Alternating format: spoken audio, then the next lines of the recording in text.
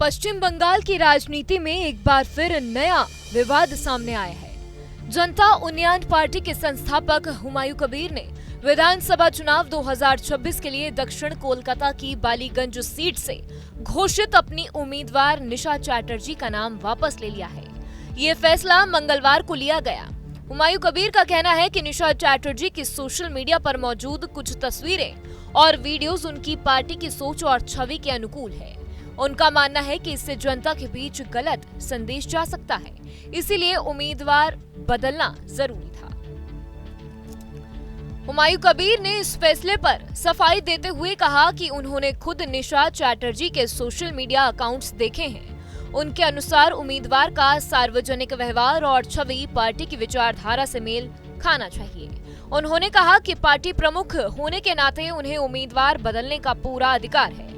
साथ ही उन्होंने ये भी संकेत दिया है कि बालीगंज सीट से जल्द ही किसी नई महिला उम्मीदवार की घोषणा की जाएगी और वह मुस्लिम समुदाय से हो सकती है।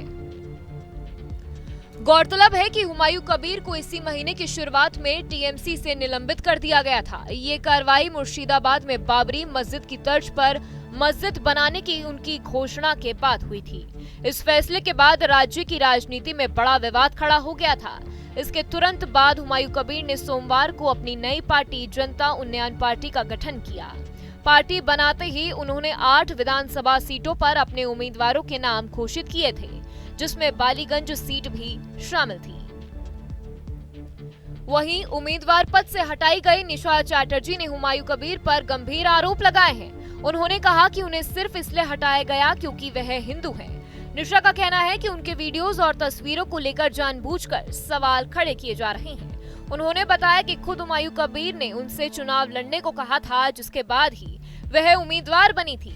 अब अचानक उन पर सवाल उठाना गलत है। निशा चैटर्जी ने यह भी कहा कि वह शुरू से ही हुमायूं कबीर की बाबरी स्टाइल मस्जिद बनाने की योजना के समर्थन में थी। इसके बावजूद उनके साथ ऐसा व्यवहार किया गया जिससे उन्हें सामाजिक तौर पर शर्मिंदगी झेलनी पड़ रही है।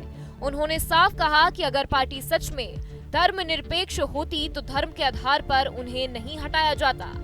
अब वह इस मामले में कानूनी कार्रवाई करने पर विचार कर रही है।